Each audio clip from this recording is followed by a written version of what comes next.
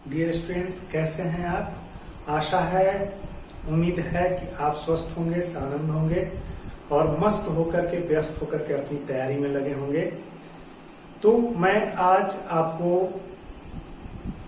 Bihar state text book publishing corporation limited की जो किताब है लोकतांत्रिक राजनीति भाग 1 के चैप्टर 2, जिसमें लोकतंत्र क्या है और क्यों, लोकतंत्र की परिभाषा और क्यों लोकतंत्र आवश्यक है, इस चैप्टर पर चर्चा करेंगे। क्योंकि आपको जैसा पता है कि बिहार में होने वाली जो तमाम परीक्षाएं, खास करके जो एसटीईटी, जिसका सिलेबस डिफाइंड है 9th और 10th के क्लास को आपको पढ़ाना है, तो इसलिए जो एसएसटी के सवाल होंगे वो 9th और 10th के बिहार के जो टेक्स्ट बुक है उसी से सवाल होंगे। इसके अलावा जो बिहार में दरोगा की और सर्जेंट की वैकेंसी आई है, उसमें भी आप स्पष्ट रूप से जान लें कि जो पॉलिटी के सवाल होंगे, जो पॉलिटिकल साइंस के सवाल होंगे, वह बेसिक रूप से इन्हीं टेक्स्ट बुक के जो थीम होंगे, जो जिस्ट होंगे, उसी पे आधारित होंगे। तो इसलिए आपसे आग्रह है कि आप इसे नजरअंदाज न करें और बल्कि आप इन टेक्स्ट बुक को बिल्कुल ढंग से पढ़ें। और मैं इसी की चर्चा आज कर रहा हूं और मैं इस राजनीति लोकतांत्रिक राजनीति भाग 1 के जो चैप्टर 2 है, इसके जो मुख्य पक्ष, मुख्य तत्व है इस चैप्टर में, हम आज उसकी चर्चा करते हैं। जरा ध्यान से सुनिएगा, क्योंकि बिल्कुल कंसेप्चुअल सवाल इससे आएंगे और अगर कंसेप्ट की समझ आपको बनानी है और कंसेप्चुअल सवाल को पकड़ना है, तो वैसी स्थिति में आपको ध्यान से मेरे वीडियो को कई बार देखना चाहिए और देखना होगा।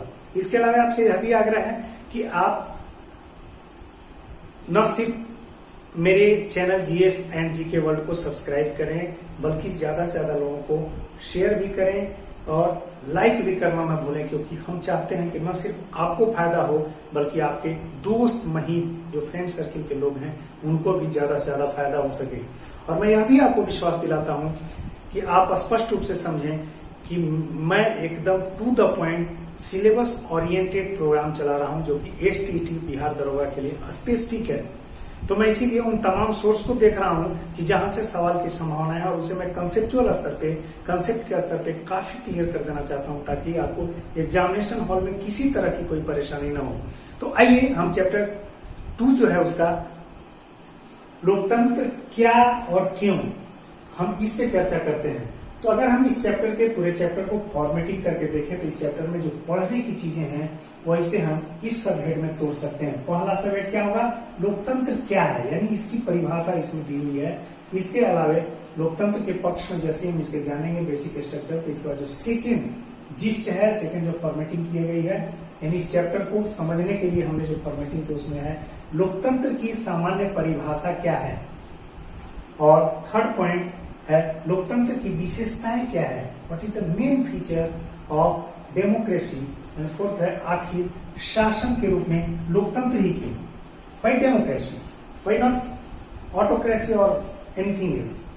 तो इसके लिए हम लोकतंत्र के पक्ष में तर्क देंगे और लोकतंत्र के विपक्ष में तर्क देंगे, तब आप तुलनात्मक रूप से यह समझ सकेंगे कि आखिर शासन के रूप में, गवर्नेंस के रूप में जो है, गवर्नमेंट के रूप में क्यों लोकतंत्र को ही, क्यों डेमोक्रेसी को ही लोग ज्यादा पसंद करते हैं, या अब तक की जो सर्वमान्य व्यवस्था है, जो सबसे लोकप्रिय व्यवस्था है, वो लोकतंत्र ही क्यों है, हम इस चीज को समझेंगे।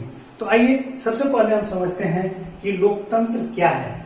देखिए, लोकतंत्र क्या है, शासन की एक व्यवस्था है ना। शासन की एक व्यवस्था यानी सरकार द्वारा जो शासन चलाई जाती है, जो सिस्टम डेवलप किया जाता है, उस शासन की व्यवस्था का नाम ही लोकतंत्र है। इसमें जो बेसिक क्या होता है, कैसी शासन की व्यवस्था, तो लोगों द्वारा जो चुनी जाती है सरकार, उसी के द्वारा शासन की व्यवस्था। चुनी जाने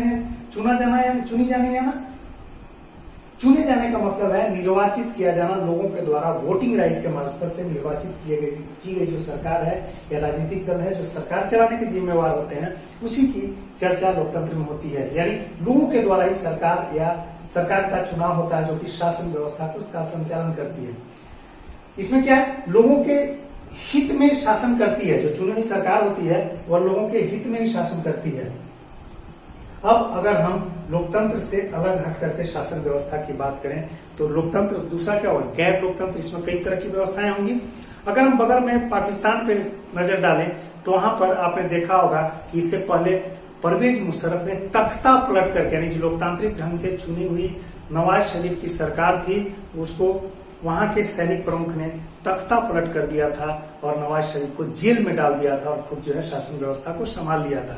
तो आप अगर गैर लोकतांत्रिक शासन व्यवस्था की बात करें तो यहाँ लोगों द्वारा निर्वाचित नहीं होता, यानी लोग उसे जो वोटिंग राइट है उसके द्वारा नहीं चुनते हैं। तो कैसे चुनते हैं, कैसे सरकार बनती है भाई, आखिर शासन की व्यवस्था कैसे कायम होती है? तो जैसे परवेज मुशर्रफ ने किया कि चुनी हुई जो नवाज शरीफ की सरकार थी उसका उन्होंने तख्ता पलट कर दिया। दूसरा क्या था, पारिवारिक जो परंपराएं हैं, जैसे राजशाही में क्या होता है, ब्रिटेन, अगर हम नेपाल की बात करें इससे पहले तक जो वहां राजा होते थे, राजा स्वयं को विष्णु का अवतार घोषित किए हुए थे और उन्हीं के जो परिवार से सबसे ज्येष्ठ पुत्र पीढ़ी दर पीढ़ी शासन करते थे। वहां शासन का आधार क्या होता है, पारिवारिक परंपरा होती है। और कई ऐसे देश हैं जहां तानाशाही व्यवस्था, यानी एक परिवार विशेष का, एक व्यक्ति विशेष का जो है शासन पे अधिकार है और वह अपने हिसाब से शासन को चला रहा होता है। वैसी स्थिति में अगर अभी का सबसे बढ़िया बेस्ट एग्जांपल आप लेना चाहते हैं तो नॉर्थ कोरिया, उत्तर कोरिया का किम लोंग जियोंग जो है, बिल्कुल दुनिया के सबसे सुपर तानाशाहों में से जाने जाते हैं। तो लोकतंत्र में इस तरह से अगर हम शासन व्यवस्थाओं को बाइफरकेट करें, दो भागों में बांटे, तो एक लोकतंत्र और दूसरा गैर लोकतंत्र शासन की व्यवस्था है। लोकतांत्रिक शासन की व्यवस्था है और गैर लोकतांत्रिक शासन की व्यवस्था है, दो भागों में बांटा जा सकता है। गैर लोकतांत्रिक में तख्ता पलट, पारंपरिक या पारिवारिक परंपरा के द्वारा शासन पर कब्जा करना, तानाशाही व्यवस्था। इसके अलावा लोकतंत्र में बेसिक चीज क्या है कि लोगों के द्वारा चुनी गई सरकार होती है जो लोगों के हित में शासन करती है। के सेकेंड सब हेड को तोड़ा था। लोकतंत्र की सामान्य परिभाषा क्या है, तो लोकतंत्र की जो सामान्य परिभाषा है, यानी बेस्ट परिभाषा जो है, अमेरिका के पूर्व राष्ट्रपति अब्राहम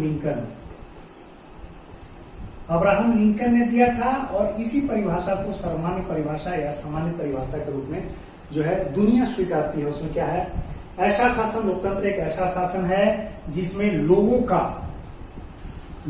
के लिए और लोगों द्वारा शासन किया जाता है, to the people, for the people और बाय द पीपल का कंसेप्ट है। इसमें लोगों का, यानी लोगों के द्वारा चुने गए जो प्रतिनिधि होते हैं उनका लोगों के लिए, सिर्फ उनके लिए, जो पीपल है उनके लिए शासन चलाया जाता है, उनके हित में शासन चलाया जाता है और लोगों के द्वारा ही चलाया जाता है। तो इस तरह से जो लोकतंत्र की सामान्य परिभाषा जिसे अब्राहम लिंकन ने दिया था, आपसे सवाल बन सकता है कि जो लोकतंत्र का परिभाषा है, शासन की ऐसी व्यवस्था जिसमें लोगों के लिए और लोगों द्वारा शासन किया जाता है, इस परिभाषा को किसने दिया था? तो आप इसे ऑप्ट करेंगे अब्राहम लिंकन। हमने जो चैप्टर के तीसरे सबहेड को तोड़ा था समझने के लिए, पूरे चैप्टर को समझने के लिए हमने कई सबहेड्स में से तोड़ा है और जो तीसरे सबहेड्स में तोड़ा है उसमें लोकतंत्र की विशेषताएं क्या है, what is the main feature of democracy. तो सबसे पहले अगर हम देखें कि लोकतंत्र शासन का एक रूप है जिसमें लोग जो है शासकों का चुनाव करते हैं। अब शासक के चुनाव करने का क्या होता है, चुनाव कैसे होता है? यह चुनाव जो है वह वोटिंग के द्वारा होता है, मताधिकार के प्रयोग के द्वारा होता है। मत देने का जो अधिकार होता है उसी के द्वारा पब्लिक जो है सरकार को चुनती है।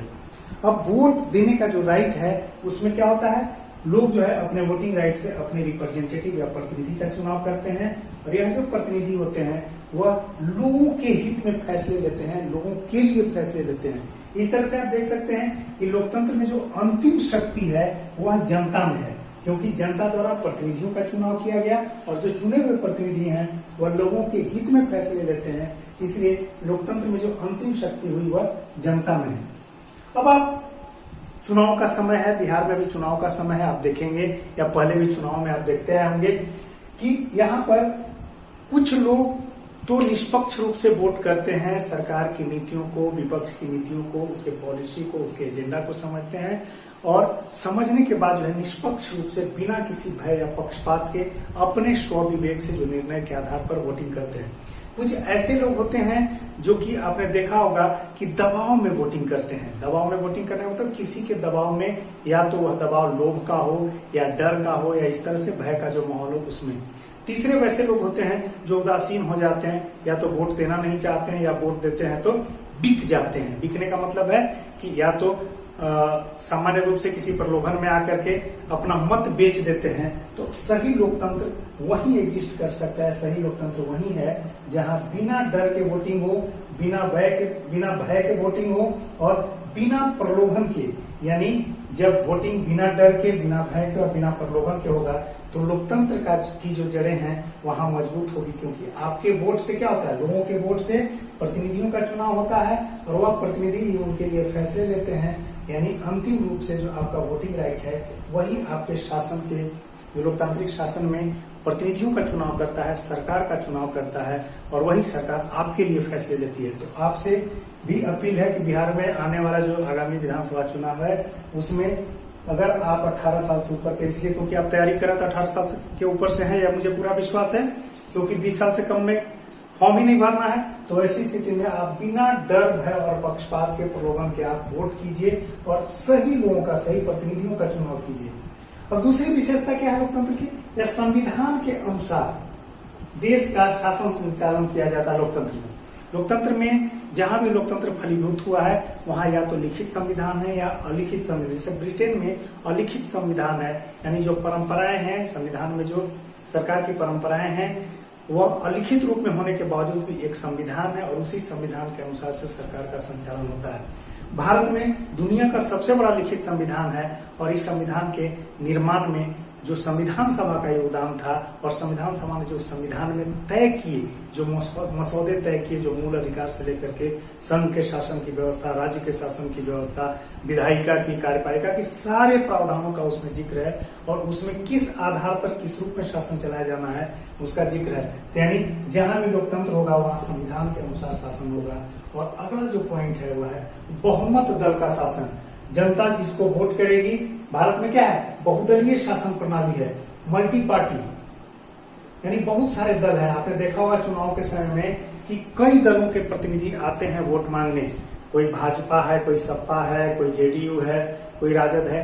कई पार्टियां बिहार में एग्जिस्ट करती हैं या भारत में एग्जिस्ट करती है, क्योंकि यहाँ बहुदलीय शासन प्रणाली है। और इस बहुदलीय शासन प्रणाली में जो पार्टियां हैं अपने कैंडिडेट्स को उतारते हैं, अपने उम्मीदवार को उतारती है। अब बिहार में भी आप देखेंगे कि हर विधानसभा सीट पर कई पार्टियां अपने अपने उम्मीदवार उतारेंगी। कुछ का गठबंधन हो जाएगा तो 2 पार्टियां मिलकर के एक उम्मीदवार उतारेंगी। जब गठबंधन स्वतंत्र रूप से लड़ेंगी तो हर पार्टियों का एक एक उम्मीदवार होगा।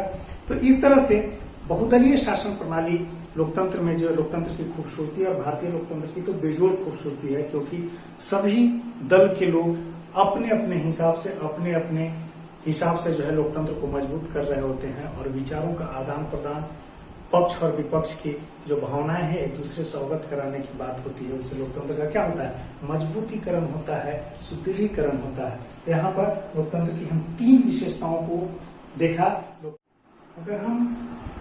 अगर हम लोकतंत्र के स्वरूप की बात करें तो लोकतंत्र के स्वरूपों को, यानी इसके जो बेसिक फीचर्स हैं, हम इस पे डिस्कशन अगर करें तो आप देख सकते हैं कि लोकतंत्र एक ऐसी व्यवस्था का नाम है जिसमें लोग अपनी मर्जी से सरकार चुनते हैं। यानी लोकतंत्र में यह व्यवस्था रहती है कि लोग अपनी मर्जी से सरकार को चुने। एक पॉइंट। सेकंड पॉइंट की अगर हम बात करें, केवल लोगों द्वारा चुने गए नेताओं या राजनीतिक दल को ही देश पर शासन करने का अधिकार होता है। यानी पब्लिक यहाँ जो यूनिवर्सल वोटिंग राइट रखती है, सार्वभौम मताधिकार का जो प्रयोग करती है, उसके द्वारा जहां भी जिस स्तर के दलीय प्रणाली हो, उस दलीय प्रणाली में किसी एक राजनीतिक दल को बहुमत देती है, और वही जो राजनीतिक दल है जिसको बहुमत प्राप्त होता है, उसी के नेता उस देश पर, उस लोकतांत्रिक व्यवस्था में शासन का संचालन करते हैं। जो अगला पॉइंट है, लोकतंत्र में लोगों को अभिव्यक्ति की स्वतंत्रता होती है, फ्रीडम ऑफ एक्सप्रेशन होती है। इसका क्या मतलब है कि लोकतांत्रिक व्यवस्था जहां भी होगी, जहां भी लोकतांत्रिक सरकारें होंगी, वहां पर लोग अपनी बात को बिल्कुल स्वतंत्र तरीके से रख सकेंगे, लेकिन उसकी अपनी एक मर्यादा है। मर्यादा क्या है कि आपकी बात से किसी को अहित नहीं होना चाहिए, उसकी मर्यादाओं को जो है नुकसान न पहुंचे। यह एक क्लाउज है जो इस अभिव्यक्ति से जुड़ा हुआ है। लेकिन आप जब सोशल मीडिया वगैरह को देखते होंगे, फेसबुक से लेकर के तमाम तरह के सोशल मीडिया के जो प्लेटफॉर्म है, वहां आप देखते होंगे कि अभिव्यक्ति सरकार के खिलाफ, सरकार के पक्ष में, सरकार के साथ, सरकार के बाद, ठीक है। तो तमाम तरह के पॉलिसीज पे, जो गवर्नमेंट की पॉलिसीज है उस पे, इसके अलावा मोदी जी पे व्यक्तिगत से लेकर के तमाम तरह के आरोप प्रत्यारोप या एक अभिव्यक्ति जो है होती है, एक एक्सप्रेशन होता है, एक्सप्रेस करते हैं लोग अपने आप को। और यह अभिव्यक्ति की आजादी इस लोकतंत्र की खूबसूरती है, इस डेमोक्रेटिक जो सिस्टम है गवर्नेंस का, उसकी खूबसूरती यही है कि इसमें अभिव्यक्ति की आजादी होती है, फ्रीडम ऑफ एक्सप्रेशन होता है, जो भारत का संविधान भी इसको गारंट करता है। अगला पॉइंट होता है, लोकतांत्रिक देशों में लोगों को विरोध करने की आजादी होती है। यानी यहाँ पर आप देखे होंगे कि विरोध क्या होता है, एक व्यक्ति के स्तर पर विरोध होता है, दूसरा एक पॉलिसी के स्तर पर विरोध होता है, तीसरा जो है विपक्ष जो है, सरकार अगर किसी भी तरह का गलत स्टेप या गलत कदम उठाती है, कोई भी पॉलिसी में किसी भी तरह का मिस्टेक हो, किसी भी तरह के लूपहोल्स हो, तो विपक्ष इसको विरोध इस पे दर्ज कराती है। यह जो विरोध होता है, वही विरोध सरकार के लिए जो है एक फीडबैक की तरह होता है, और वह फीडबैक से सरकार अपने आप में सुधार करके लोकतंत्र से क्या होता है, मजबूत होता है।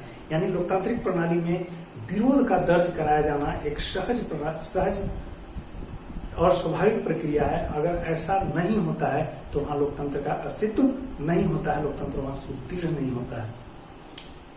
तो इस आजादी के अंतर्गत ही लोग संगठन बनाते हैं, ऑर्गेनाइजेशन बनाते हैं, और उस ऑर्गेनाइजेशन के माध्यम से भी लोग सरकार के नीतियों, जो पॉलिसीज हैं, जो उसके कार्य प्रणाली है, जो शासन के चलाने के जो तरीके हैं, सब पे सवाल उठाते हैं संगठन के माध्यम से।